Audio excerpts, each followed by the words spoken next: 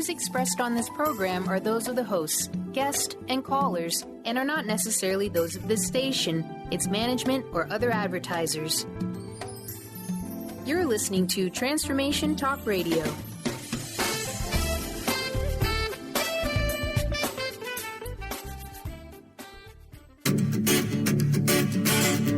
Get fired up for Spirit Fire Radio, your guide to practical mindfulness and meditation. Join hosts Tim Darter and Steve Kramer and discover how to add the mechanics of meditation to your day. Watch yourself connecting in a whole new way and find the amazing moments in life's routines that often pass us by. Add to your awareness with Spirit Fire Radio. Now here's your hosts, Tim Darter and Steve Kramer. Welcome, I'm Tim Darter. And I'm Steve Kramer. And on today's show, we have Donna Mitchell-Moniak returning. Donna, thank you, guys. Yeah, it's always a pleasure to have you with us. Donna, for those listeners who may not know, is the creator of the practice of living awareness, which is much of the meat and potatoes of this show. Mm-hmm. And she's also the founder of Spirit Fire, so it's always a treat to have Donna on, and the conversation is always quite rich. So, Donna, welcome back. We're here again. So, thank you. We're talking about an upcoming class at Spirit Fire called Humanity's Path of Light, introducing the Stages of Awakening series. So it's a brand new series of classes. We've spent the beginning of the year basically talking about living awareness as a whole. We spent much of the earlier months going through the steps of the practice of living awareness. And as we ended that round, we were sort of so thrilled by this just concept of living awareness and light, humanity's path. And this class is coming up, a new series. So we thought we'd have you join us and talk a bit about the class. So, Donna. Thank you.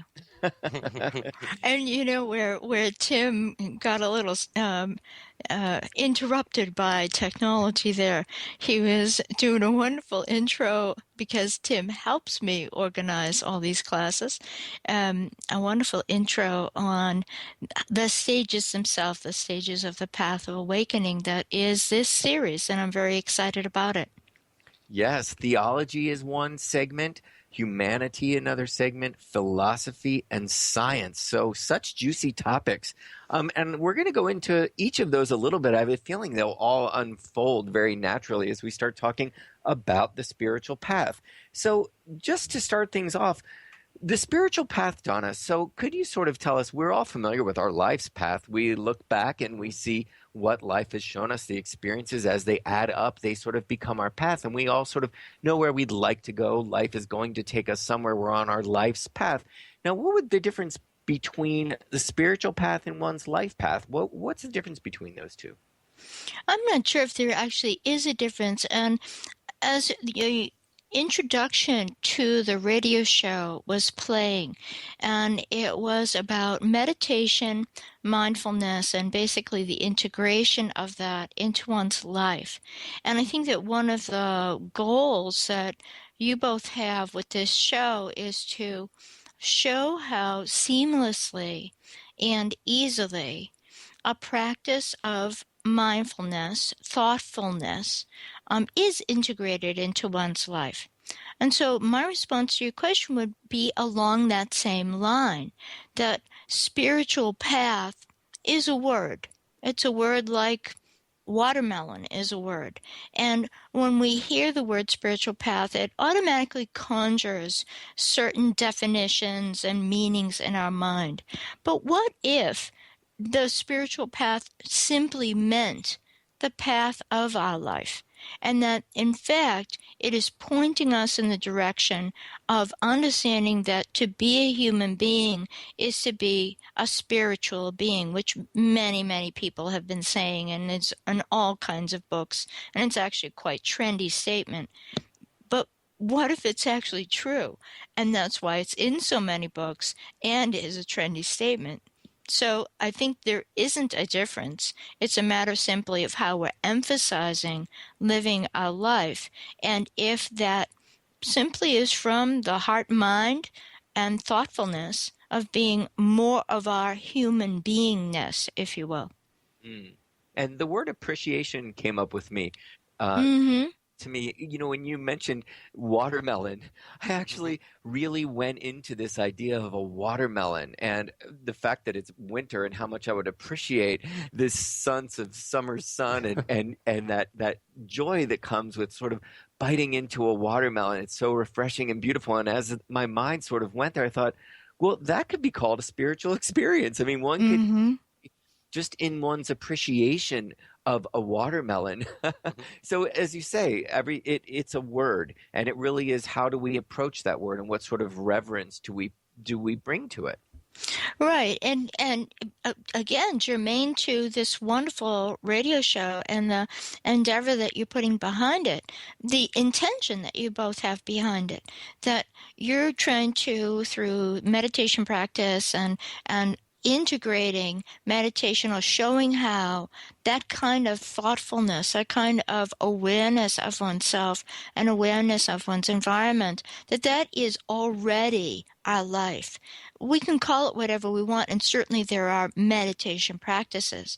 Similarly, so as we talk today, I think that we'll find that to live a human life is actually to live spiritually, to live a fully human life. Are there practices and methods that have been, talked about and taught, and lineages and all that kind of thing? Absolutely. We'll talk about some of them. But I guess in my mind, and my reason for creating a class like this and having taught it previously before in an in-person situation, is that there's not much difference, and undoing that divide in our mind simply helps us integrate more of our spiritual nature into our everyday life. Yeah, and so I even hear in that spirituality is in our nature. We need not look beyond nature, would just be another way of saying what you're saying. And in sort of my list of questions that are sort of devil's advocate-y, I wrote down how is it that we're not on a spiritual path? You've pretty much answered that in just living true to our nature, we're on the spiritual path. That's right, because if we look at the spiritual path, as I offered last night in the free online webinar that introduces a whole series, I simply said some people call this process, this kind of ceaseless, consistent process of humanity's self-illumination, calls that evolution. And some people call that a spiritual path. It's the same thing. It actually doesn't matter. So, for instance, somebody might be really focusing on, through a lifetime, the evolution, the maturation of simply a skill set. But what is often not recognized is that skill set helps that person feel better about themselves, be able to offer something to their fellow human being that is helpful and of value. And those two things are actually spiritual, to feel good about oneself and within oneself, and to offer betterment or improvement to the rest of humanity, whether it be our family or our workplace. They're both actually spiritual. And so theology comes in then. When we come back from a break, we're going to talk about theology, which actually helps one along that path and gives them a bit of a guiding light. So when we get back, more on the spiritual path with Donna Mitchell-Moniak.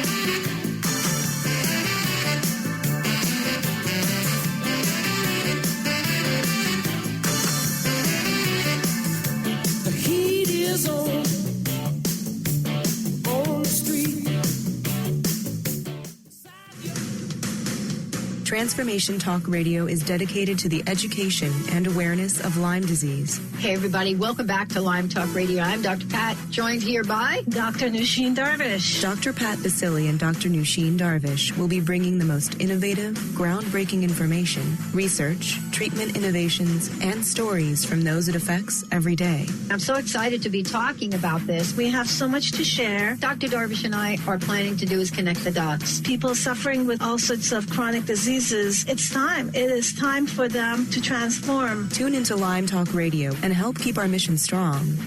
For the loyal listeners out there that have been listening to this incredible show on Lyme disease, we are not going to let you down. We're going to come through stronger and enrich the platform for Lyme disease awareness through Lyme Talk Radio. The message will continue, the conversations will become stronger, and the healing epic.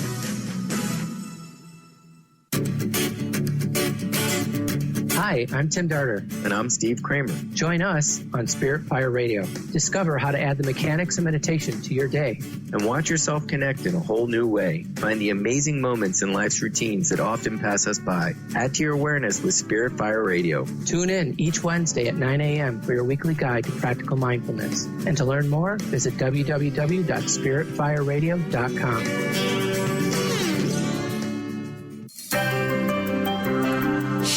Radio. Find Your Shine with Kelly is the show that celebrates what makes you, you. Join co-hosts Kelly Wadler and Dr. Pat Basili as they break down how to brilliantly fuel and move your body and love what makes you shine. Kelly is a professional arts and wellness coach dedicated to helping brilliant women find their confidence, energy, self-love, and shine.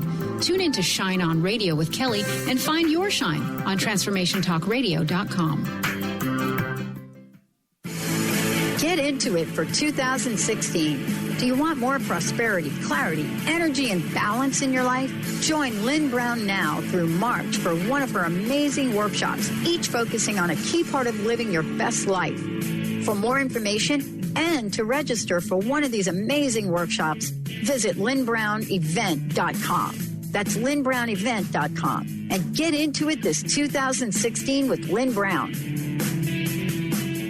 Tune in to The Jen Royster Show, intuitive guidance to inspire your life, each Thursday at 8 a.m. Pacific and 11 a.m. Eastern on TransformationTalkRadio.com. This amazing show is an inspirational hour that will take you on an epic metaphysical journey to discover the spiritual approach to life's greatest challenges. Dr. Jen is an internationally known intuitive counselor, spiritual teacher, and energy healer. Call in for intuitive readings and visit JenRoyster.com for more information. 1230 WBLQ.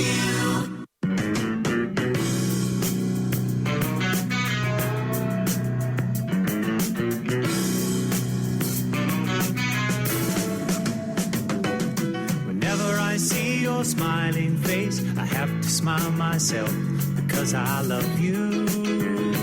Yes, I do. When you give me that pretty little pout, it turns me inside out. There's something about you, baby, I don't know. Hello, welcome back to Spirit Fire Radio. I'm Steve Kramer. I'm Tim Darter. Donna, welcome back. We were just talking about Spirit Fire's upcoming class, The Stages of Awakening, Humanity's Path of Light.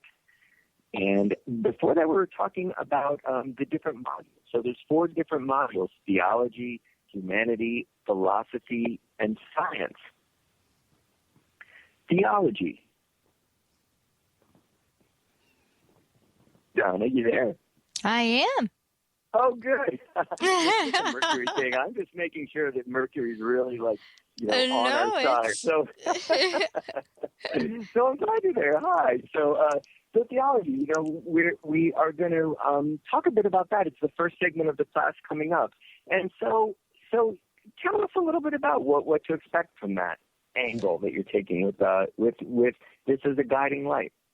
Sure, and that's a good way to think on it, a guiding light. One of the curiosities about theology is that it is a widespread way by which deep, important truths are given to humanity or are lived by humanity. And if we reflect on that, any religions that we might know through our friends, our families, our different cultures in our country, then we will see that actually, at essence, there's a lot of commonality to them. So my intention, first off, is to bring forward the commonality of the world traditions, and that includes some traditions that people might not know much about. So we'll include, for instance, shamanic traditions from around the world, some information on Mayan or Incan traditions, as well as ancient Egypt. And then secondarily, that illumination of our path has been going on for a very long time. So I want to bring forward the idea of the ancient Atlanteans, and even before that, the ancient Lemurians. And some people might not know the word Lemurian, but I think many people know the word or reference of Atlantean. And so I want to bring forward that these beings, these aspects of ourselves, they also had spiritual truths, spiritual traditions. And how can we see them in our current traditional basis? So these are sort of, in a way, there's a myth, a link between mythology, these sort of stories that are told. I mean, I know, for instance, early in my spiritual path, there was a book called Anatomy of the Spirit, in which there was a comparison of the Hindu chakra system with the Kabbalah system, with the seven sacraments of Catholicism. It was sort of the first time that I had a sort of bigger view of these sort of stories and the ways that these beliefs are organized to sort of show us our similarities and show us the ways we've moved along the path. So we would find a similarity, or what would be then sort of the relationship of looking at an Atlantean sort of version of spirituality, or Lemurian. You know, those words, I find them very interesting. So would those sort of all be related in a lineage, like in a timeline sort of way? Yes. One of the points that I'd like to make is in the class at SSA is that all of our traditions have very deep roots, and the idea of Atlantis and Lemuria is to actually go back to those roots in the ways that we might be able to. And exactly as you mentioned, some of the oldest myths on our planet are very veiled in mystery, and because of the kind of orientation to science that we currently have within humanity, then we might look at these myths as just simply stories and legends, and not necessarily for the truth or the facts that are included within them. And I think that oftentimes with the myths and legends of the world, we do ourselves a favor if we take them at their word. Could you say a little more about that, taking them at their word? Well, as an example, if anyone's done any investigation, they have discovered that the myth of the Great Deluge, that of course is in the Bible, the Judeo-Christian Bible, is also shared by over 140 world myth traditions. Right, I see where you're going, yes. Right. And similarly with the virgin birth as well, we see that as a sort of a common theme. Exactly, and if not virgin, for example, Mithraeus was born of a virgin. Isis was a virgin when she birthed Horus. However, if we don't even look at virgin birth, but we look at pure mother, a woman who was very pure in either her practices or in how she lived her life, then the same idea again is in many, many, many traditions. And sort of asking us even in a way to look at Mother Earth, having birthed us in a way. Right, and so the purity even. And so the idea, one of the ideas that I hope to bring forward through this commonality is not to put any particular belief system into favoritism or into disrepute. Not at all. But instead to step back for the bigger picture. If these kinds of ideas are congruent and have been congruent for thousands and thousands of years in traditions as disparate as Mayan tradition and ancient Egyptian and Mongolian tradition, well, what is it saying about the information itself? What is it saying about the underlying truth that's being presented? Simply that it's important. Yes. Yes.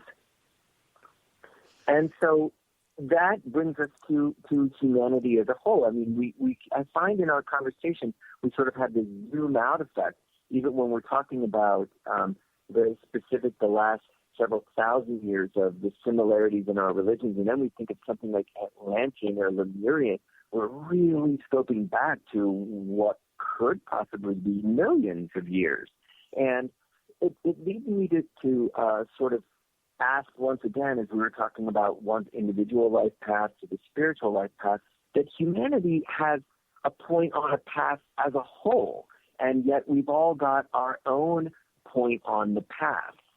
So I'm wondering about point on the path. We've got a couple minutes before break. I'm just wondering if you could kind of just tell us about those words, and when we come back, we've got just 2 minutes about point on the path, and when we come back, we'll talk about humanity in depth as a module. So point on the path.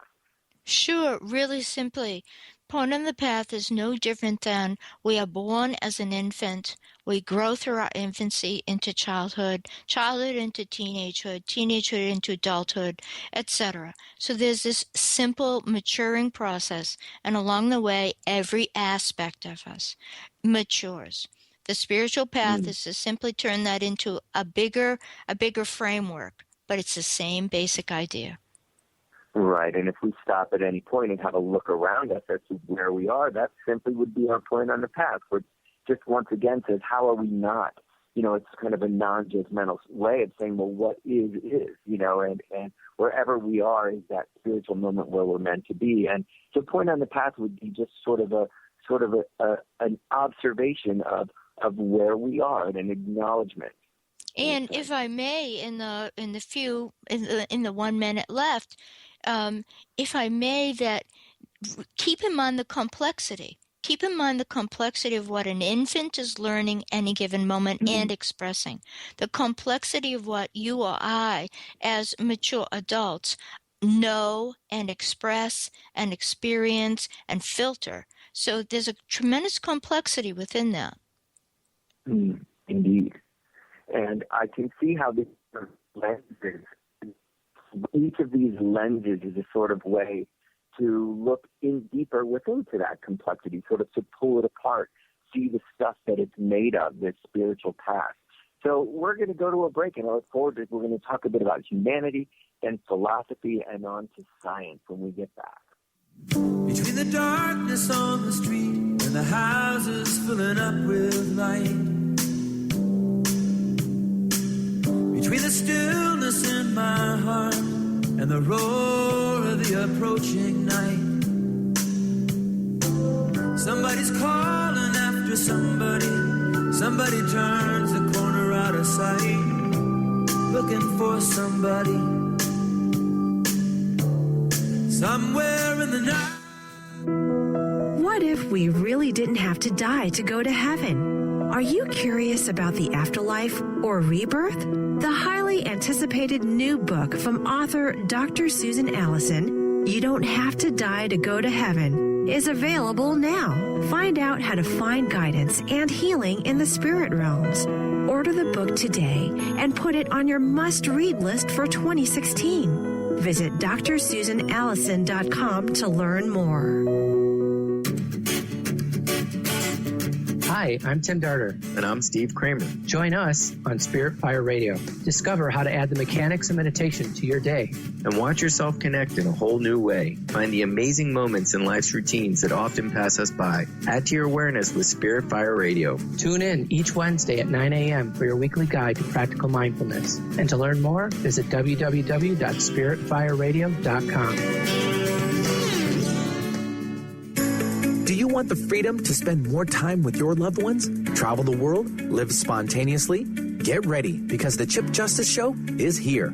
Hosts Dr. Pat Basili and Chip Justice can help you build meaningful success while embracing life. Living a life you love is the end game in this new, inspirational, and empowering show.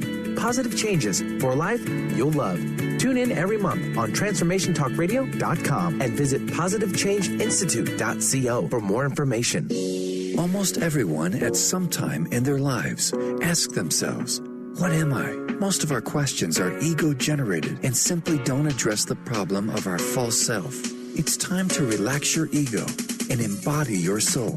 Dr. Dan Cohen, neurologist, inventor, and author, has created tools to awaken, a new way to transform from who you thought you were into what you truly are. Visit toolstoawaken.com today.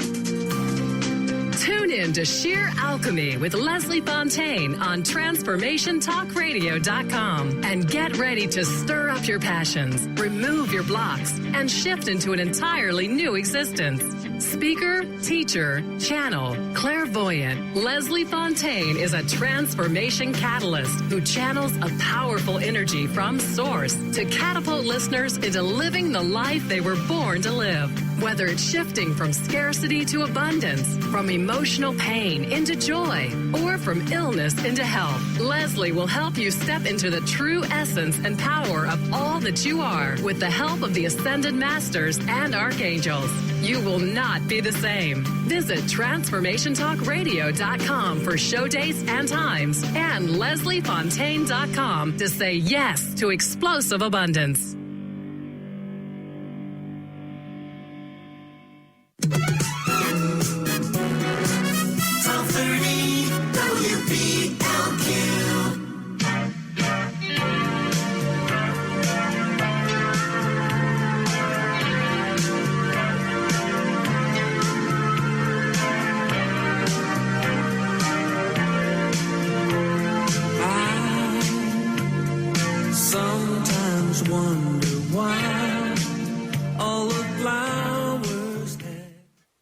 Welcome back to Spirit Fire Radio.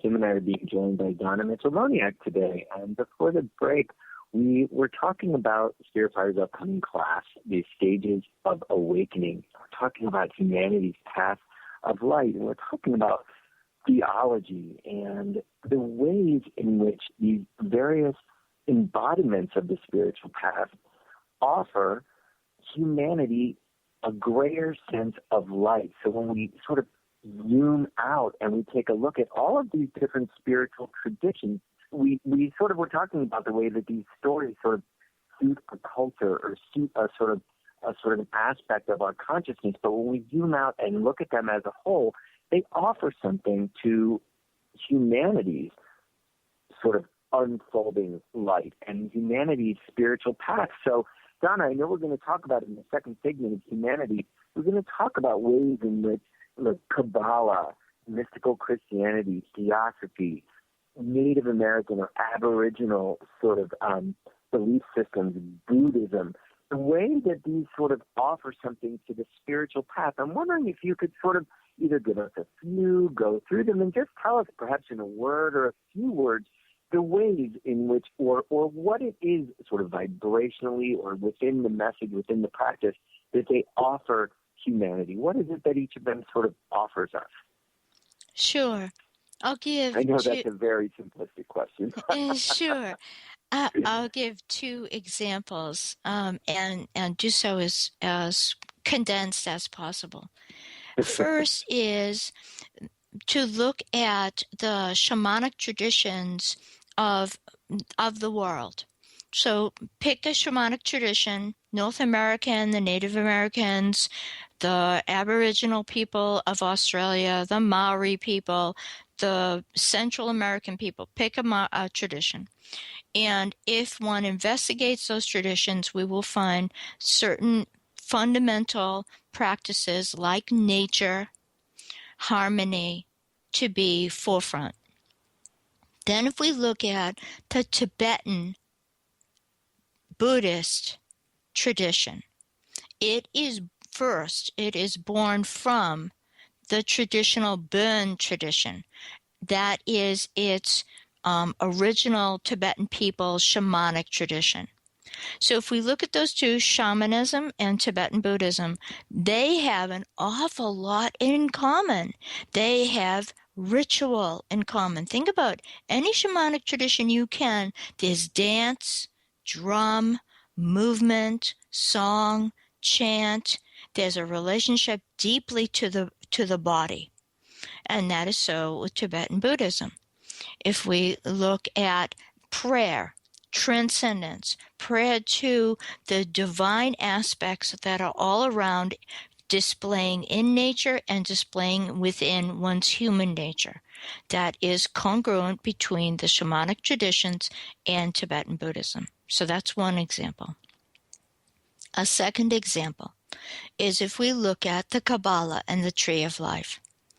The Tree of Life fundamentally comes from the ancient Egyptian teachings, and we can see the similarity very clearly in the Temple of Karnak in Egypt and its layout, and then superimpose upon that the Tree of Life, the Kabbalistic Tree of Life, and we will find an awful lot of similarity in their layout.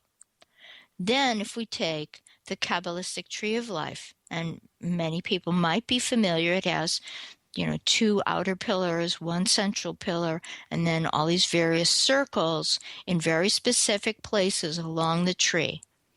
Well, that too, if we live according to the practices and the teachings of the Kabbalah, we will find that they emphasize a bringing forward of the harmony of the heart, that's Tiferet, and understanding the various component factors of being human. So each sephira is one of those components of being human. Let's say trustworthiness or strength, these kinds of things, or a philosophical analytical mind. We can then, and here's the last layer, we can then put another transparency on top of that. So if we, like we did the Temple of Karnak, and we overlay the Tree of Life. Now let's overlay mystical Christianity. And let's kind of use some of the imagery of Greek Orthodox. So you would put Theotokos, who is the mother and the child, where the Christ child is at her heart. You would put that at the top of the Tree of Life. And you would put Christ as the teacher, usually is showed with a book or a scroll. You'd put that at the heart, at Tiferet. And then you'd put the choirs of angels and all the ways that that's represented in mystical Christianity. You'd put that down at Malkut, which is at the root, at the foundation of the Tree of Life. So once again, we will find that there is all these fundamentals of light, fundamentals of advice that we have given to ourselves over and over and over again. And every tradition, whether we approach it theologically, philosophically, from humanities itself, even from science, we will find that there are just simply, we keep telling ourselves the same things over and over because they're the only things to really understand. What I really appreciate about that, and as I always come to in our conversations or in listening to your dialogue, is that it's actually much deeper than I was looking for. Sort of seeing that, okay, well, the Kabbalah is a word, and that mystical Christianity brought us this, that Native American brought us the appreciation of nature. It's just not that simple. In fact, it is that simple, but yet it's that much more complex that each one is actually bringing us quite similar aspects and quite a variety. I mean, that they are really very complex, but also similar is what I'm hearing. I almost, in my mind, was almost imagining each one as an unfolding to the next. Actually, they're all working in Congress to sort of relay these stories as this basically principles of which to live by that will bring about greater light, that will bring an unfolding within our heart, will bring illumination to our mind. So I really appreciate the sort of breadth at which all of those are being approached. I would have not thought of Tibetan Buddhism as having that aspect of dance, for instance. So I really look forward to actually that segment and hearing about all of those different traditions and what they've offered us. But it leads me then to philosophy, which is the love of truth, because what I'm hearing about all of those is they are finding ways to bring forward fundamental truths of the heart, fundamental truths of the mind. And isn't that philosophy? Philosophy is, as I've heard you say many times, is Sophia and Philo. Correct me or help me out. Philo. The love of truth. Yeah. Right. Philo means love, and Sophia is wisdom. So it's the love of truth or the love of wisdom. Yes. And so philosophy is sort of very similar in that regard then. We've got these basic truths, and we've got this principle of bringing these truths to light. And I imagine that segment is going to be focused on that. What have we brought forward? What are the great truths that we've learned about humanity? And I would imagine what theology has taught us, what it's taught us about ourselves, these great truths, yeah? Yeah. I think that there's two quick things come to mind. One is that philosophy and philosophers kind of have a small readership and a small interest base. And that's because they kind of stay pretty abstracted from everyday life, and yet what they are bringing forward is exactly an observation of everyday life and how to bring everyday life into a greater and greater state of benefit and harmony. And when we look at spiritual traditions, or we look at theological practices around the world, like religions, we see that the same principles as philosophy are being given, but they're given in a more mass-oriented and mass-directing way. So that unto itself, to me, is just an interesting dynamic. But one of the focuses within how I'm going to approach philosophy is that it's not about only, did Plato say this or that? Did Socrates say this or that?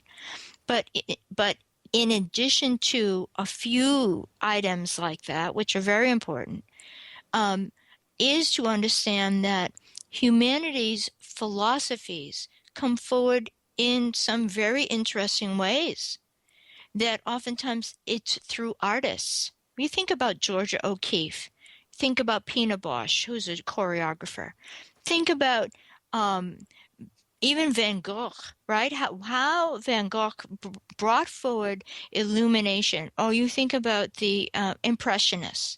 So there's a certain actually philosophy that is behind their artwork, be it dance or certain authors have really fundamentally changed how we view ourselves or supported how we view ourselves.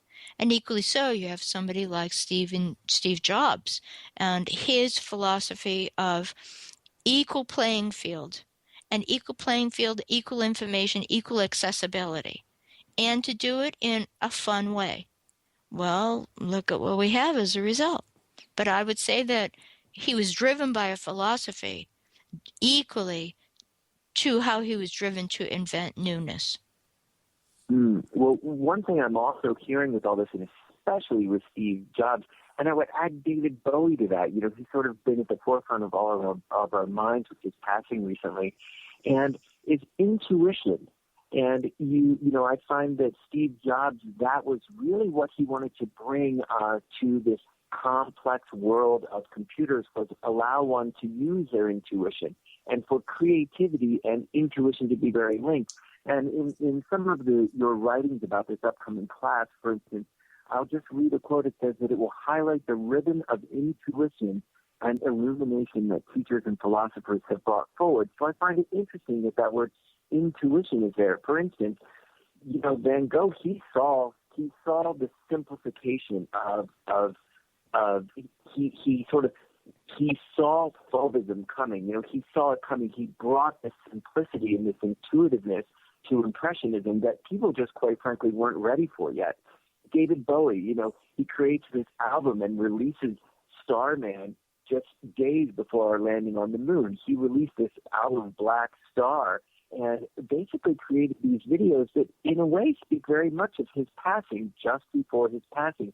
So in a way, the artists, as you're saying, they're sort of the intuitive. They possess the awareness. They possess the mindfulness. They've sort of trained themselves to be, in a way, the receivers of humanity's past. Where is it going? And then expressing it, showing us the way, the way that where we're headed, and the way in which to get there quicker, I would say. So I appreciate you bringing artists in there, because I find that link between intuition and illumination and mind is all there. So I'd love even a little more if I could hear about that link between intuition and illumination. Sure. And within that, I think that we would look at even comedians. Of course, somebody like Robin Williams. I mean, you think about, his capacity for just almost manic presentation. But what was he presenting? He always presented truth. I mean, we laughed because it was putting in front of us, mirroring to us in such a bright way, the truths of our own existence. So artistry will always illumine that, because it's usually bringing forward actually the pathos, right? The struggle, the human struggle, and wants to lead us to a more harmonious livingness. But artistry is a profound medium for philosophy.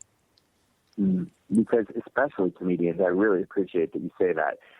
I've always found that they've got to be so intelligent, so wise, because you've really got to understand every nuance of the situation to sort of make it laughable, to sort of direct somebody down a storyline that they really allows sort of an experience to unfold to its common denominator truth, and it hits you.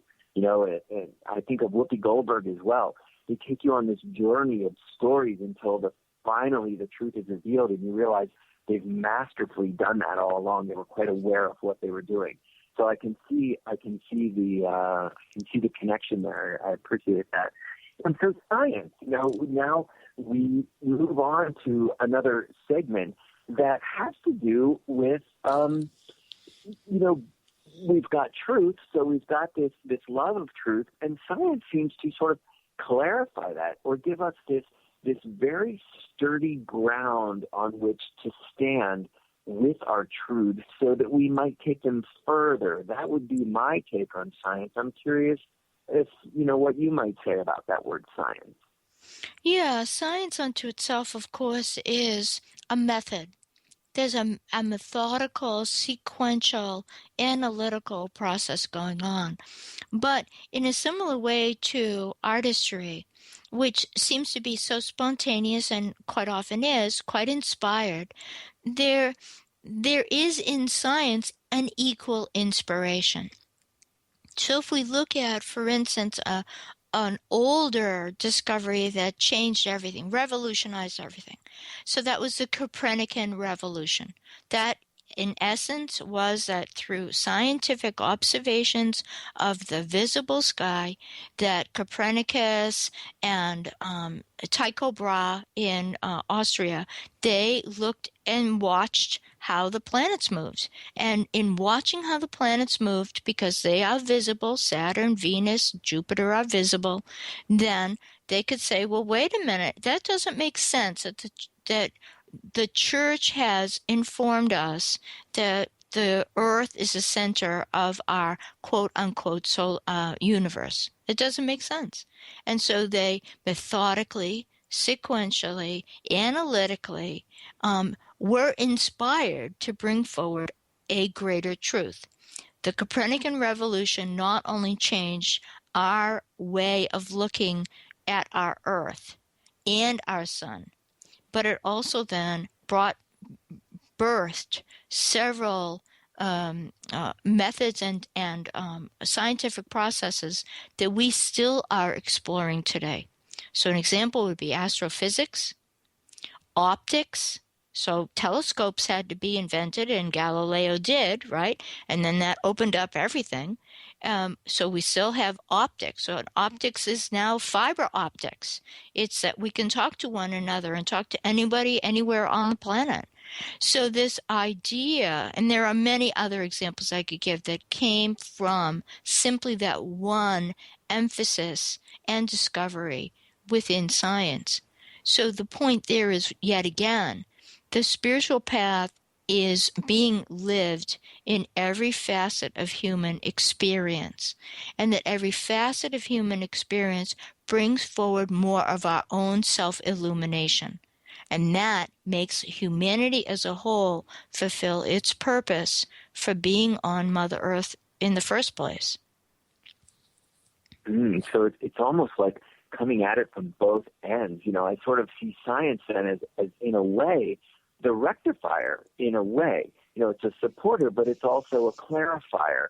So I sort of see it as a reflection of our mind. Where are we actually? Where are we? What is the ground we're standing on? And as I'm looking at the courses, as I'm looking at theology, then humanity, philosophy, and then science, it was interesting that you say science sort of correcting this church's point of view. So it's interesting to have those as bookends.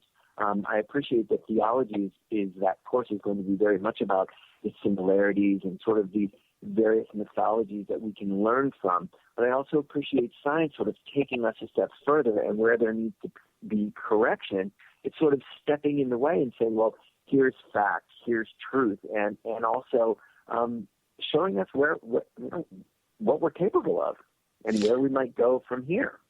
Right, exactly. And then you have some very important people within science that are contemporaries, as an example, like Rupert Sheldrake or Bruce Lipton or even Nassim Haramein, who Sheldrake is all about the morphic field. What is a morphic field? It is simply that we all who share existence, whether we are plants, animals, or people, we all share an existence, and the key word there is share. And that creates a generative field of energy. That's why when you talk to a plant or you play a particular kind of music, it has an effect on the plant. That's why when you coo at a baby, the baby responds with a smile. When you speak nicely to an animal, your pet, and it hears the tone of your voice and it responds in kind. That is a oversimplification, but it serves for Sheldrake's profound scientific research in morphogenic fields. That, in other words, the field not only generates morphogenic, but it changes morphology to metamorphose like a butterfly. It changes everything in that field. And we see that. You coo at a baby, the baby smiles, and you smile back. It's very simple. And then you have somebody like Bruce Lipton. Bruce Lipton also comes out of the biology science background, but he has discovered through his own research that deep philosophical truths are correct, that we are in fact one, that we are in fact interdependent, interconnected, and one shared being. His work is profound, but his work is scientifically based. And then you have somebody like Nassim, who's taking through hard science, taking and putting into question putting into a different rubric certain scientific and quantum physics theorems, and says, well, there's another way to look at that. And the electric universe model people, are doing the same. So I look so forward to Nassim Haramein. I mean, when that unfolds, you just get the sense that, wow, we're going to make sense. We're going to really see this kind of combination of our spiritual selves and our scientific selves, and really get deep into where it is that we come from and where it is we may be going, and just the big picture. Very exciting. Right. So, And that the big picture is very easily illumined through various single examples. yes. And that's our life. Various single examples. So our life on the path of awakening. And that is certainly what we've been doing through teaching people about the basics of meditation, ways to bring light to their lives, to actually gain some altitude to observe that path, the path we're on, to a greater awareness, to a greater consciousness, to see us, this world we're living in as group. So, Donna, we're just going to wind this down and tell people, I'm going to just tell them to go to spiritfire.com, look under our programs, and that's all listed there. The class begins next week, and you can register at spiritfire.com. Thank you, guys. Thank you for this. Yes, for sharing the afternoon with me. Indeed. Thank you, Donna. We look very much forward to the class. We'll see you again next week on Spirit Fire Radio. Thank you for listening to Spirit Fire Radio. Tune in each Wednesday at 9 a.m. Pacific Time, 12 noon Eastern, for your weekly guide to meditation and living with awareness. Join hosts Tim Darter and Steve Kramer and discover the ways that consciousness is being cultivated in everyday life. Connect to your day in a whole new way and find the amazing moments in life's routines that often pass us by. Add to your awareness with Spirit Fire Radio. To learn more about Spirit Fire, visit spiritfireradio.com.